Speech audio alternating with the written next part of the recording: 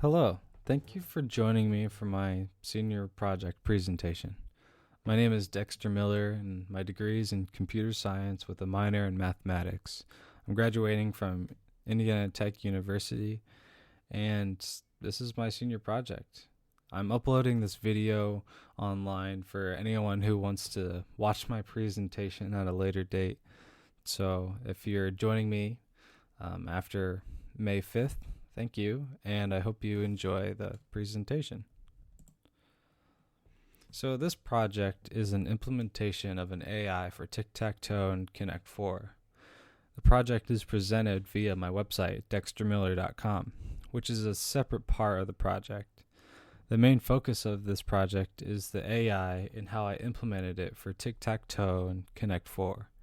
However, there is the part of the project where I built my website, but the main focus for today is the AI implementation for the games.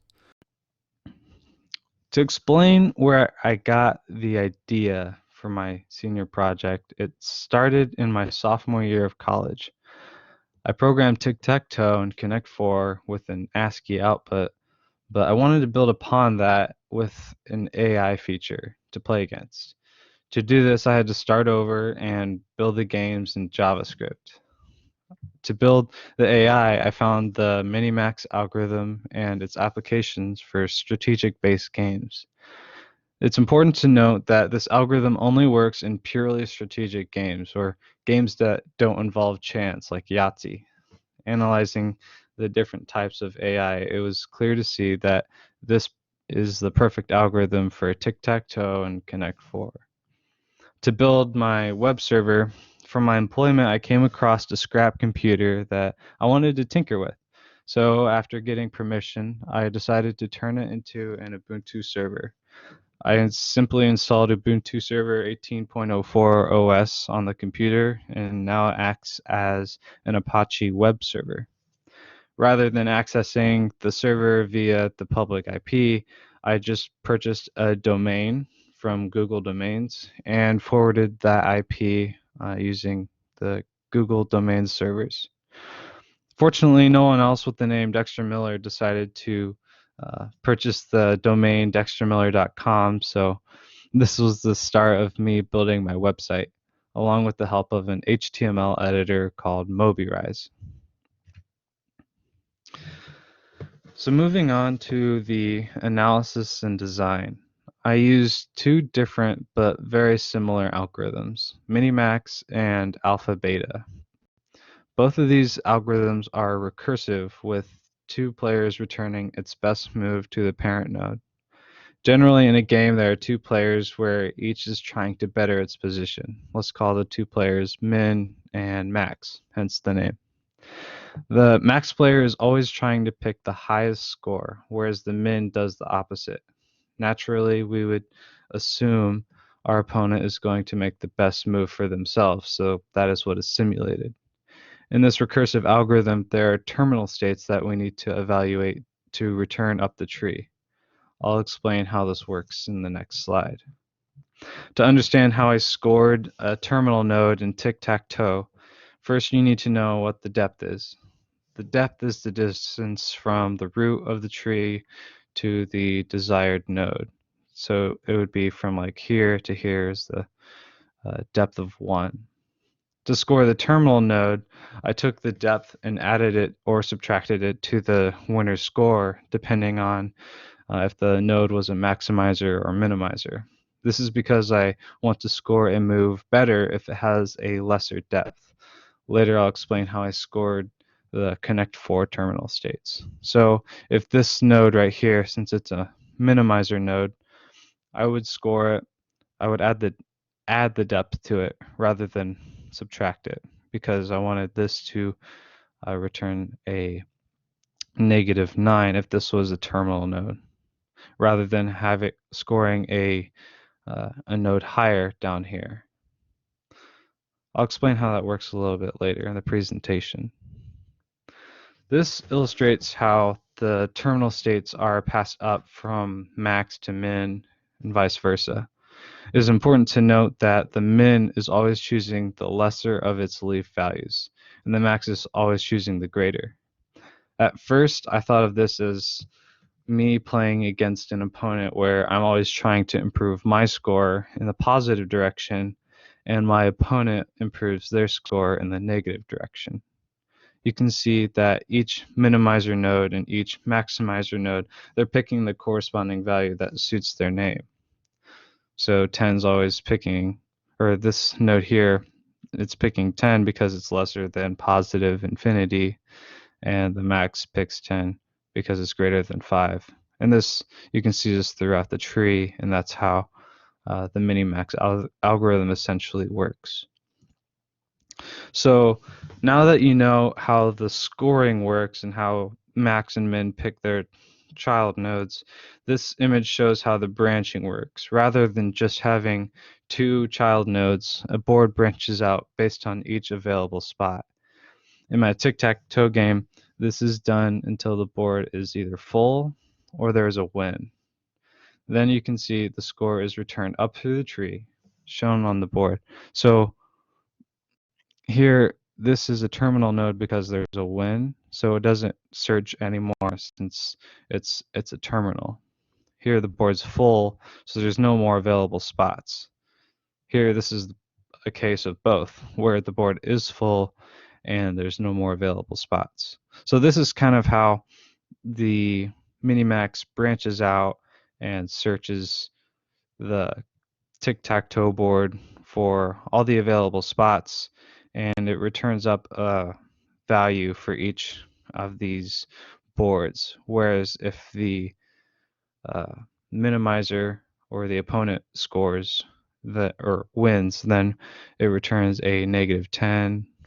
The player, the computer, returns a +10. And so that's what this is selected, because it's an immediate win right here. So that is the highest value, and that's what's going to get selected. Excuse me. To implement the trees I've been showing you, this pseudocode describes it pretty well. First, it checks for a terminal node. If there's no terminal node, then it is either the maximizer's turn or the minimizer's.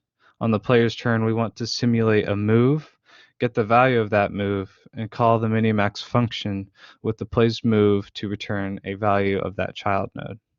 This pseudocode also mentions depth. However, in my implementation, I didn't do that. My version continued until it reached the state of a win or a draw or a loss. Depends how you look at a win. So now that you know how the minimax algorithm works, alpha beta pruning is a way to improve upon the original minimax algorithm. Alpha beta is defined as the best highest value choice we have found so far as along the path to the root for the maximizer. The initial value of alpha is -infinity, and the initial value of beta is +infinity. Beta is the lowest value choice we have found so far along the path to the root for the minimizer. So to understand how the pruning works, you need to keep track of alpha and beta. Remember, the max or maximizer only updates alpha, where the min or minimizer only updates beta. Think of these two as variables that we update as we search through the tree. Let me do a quick walkthrough. So here we have a maximizer node. Think of alpha and beta as variables passed down to each child node. Remember, it's what is passed down to. Alpha beta is passed down to. So we initialize alpha and beta as -infinity and +infinity correspondingly. And so that's passed down to this child node, to here, and then till we get to this node. Once we're in this node, since this is a minimizer node, it's only going to update beta. So it checks each child node. It checks 5 because 5 is less than beta. So beta is now 5. Remember, beta was +infinity, so now beta is 5. And it checks this child node. because it's trying to see if it can find any other lesser values than 5. So that's not the case. So it returns 5 up to this parent node. And now, since this is a maximizer node, this only updates alpha. Alpha was negative infinity here. So now it's going to update negative infinity to 5. So alpha is 5, and before beta is positive infinity. So at this node, we have alpha is 5, beta is infinity, and that's what's passed down to this node. Remember, a minimizer node only updates beta. So we have alpha is 5 here, beta is infinity, and it checks each of these values. So beta is 7, beta is 4 because 4 is less than 7. And we enter an interesting situation here. Since alpha is 5 and beta is 4, we don't have to search any more child nodes. Think of it as, since alpha is greater than beta, we can stop searching. Because since this maximizer node is going to pick the highest value, and we found a lower value than the highest value, we don't need to search anymore because we know that this is going to pick 5, even if we find anything else that's lesser than 4 or lesser than or equal to 5. You'll see this in the implementation. It's very similar to the Minimax pseudocode, but there's a break in the loop when, like I was saying before, when alpha is greater than or equal to beta. This break is here because it skips out of each child node, or skips over unnecessary searches and breaks out of this loop, so we don't have to check each child node, which really, it saves us a lot of iterations and it saves us time. And you'll see later in the graphs I'm going to show you of how much time it does save. So the scoring function is a critical part of making the minimax and alpha beta algorithms work. The first thing that needs to happen is for the AI to make a winning move in all directions. The horizontal, the vertical, and diagonals, I set the score for these positions to 100. So if there's a winning position horizontally, vertically, diagonally, I wanted to make sure the AI would place it. I wanted to make sure the AI would make the winning move. But not every move is going to be a winning move. So we need to score 3 and 2 in a row. I set these to add 5 and 2 to the score correspondingly. I also need to score an opponent because we need to block an opponent if they have 3 in a row. We don't want to just let them win. Therefore, I set this to add -5 to the score. And lastly, I needed to score the center column because it allows for the most options with diagonals, horizontals, and options to win. To do this, I created a counter for the number of player pieces in the center column, and then I scored that position by multiplying the center count by I multiplied the center count by 3 and added it to the score position. So I know it's not the most optimal way to score a Connect 4 board, but it's what got me started and helped me move forward with the project. I had a lot of friends and family interact with my website, play against the AI, and it was a lot of fun. And the feedback that I received was great, from spelling mistakes to the user interface of the games. For example, the image shown on the right is a good example of an issue others pointed out to me. When the last move was played, the script wouldn't fill the HTML element before showing the alert. After fixing this issue and getting rid of this alert and replacing it with just alerting a win here in this HTML element, Tic-Tac-Toe seemed to work pretty well, and I'd say it's pretty unbeatable. However, The Connect 4 AI is difficult to beat. It's not impossible.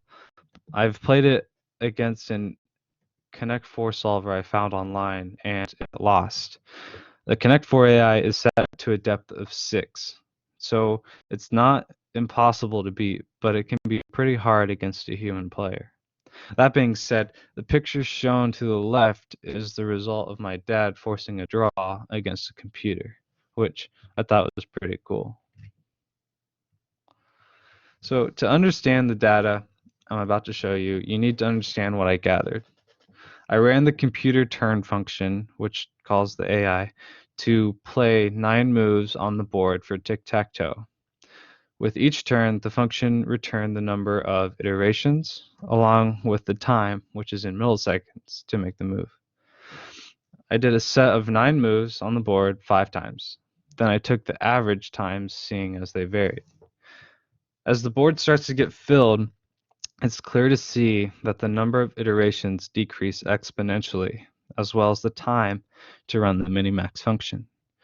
Because I didn't set a depth limit, nor did I implement alpha beta pruning on tic-tac-toe, we can expect the exponential decrease shown in the graph because the game's over in 9 moves, and so as the game progresses forward, there's a lot less iterations to compute, and the average time decreases very rapidly.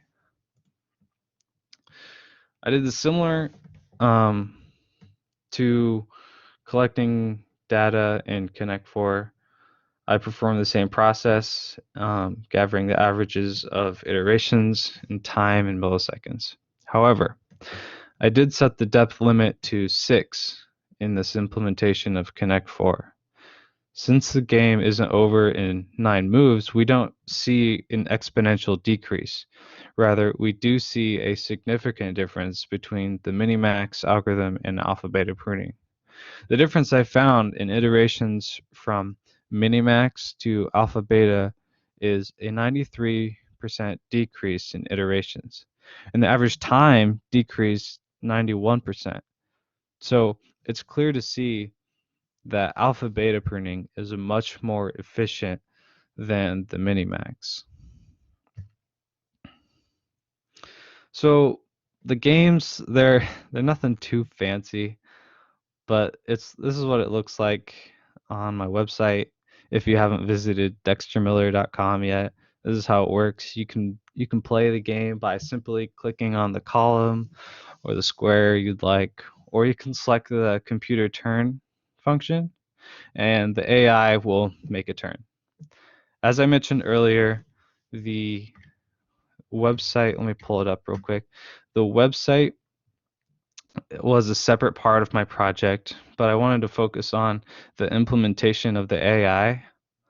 The About Me page was my attempt to create a professional website for myself. The products was me learning about personal merchandise, and the information page was me um, pretty much just putting information about my project, how it worked, how I got started, and information with that. And then the main part of my presentation is the games, the AI I implemented, and pretty much how it works.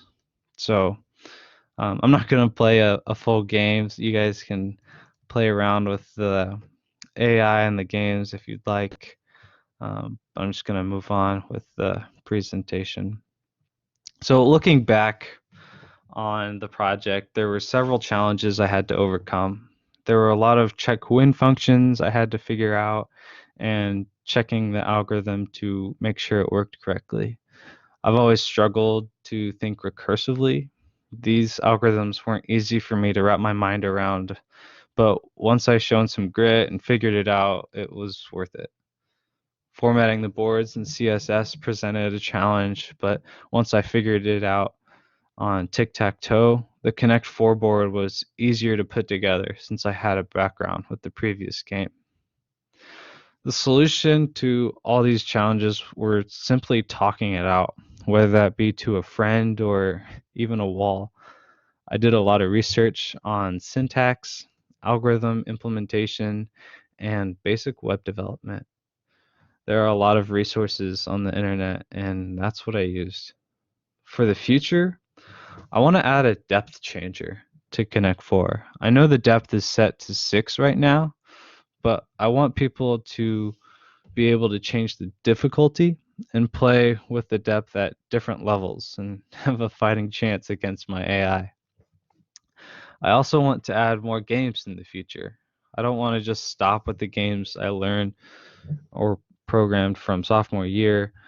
I want to, excuse me, I want to add different games. I was just looking at last night adding a snake game, and I want to add different games that will require a different type of AI. So those are some of the ideas I have for my website and some things to come. And conclusion of my presentation here of my citations, things, resources I used. Does anybody have any questions?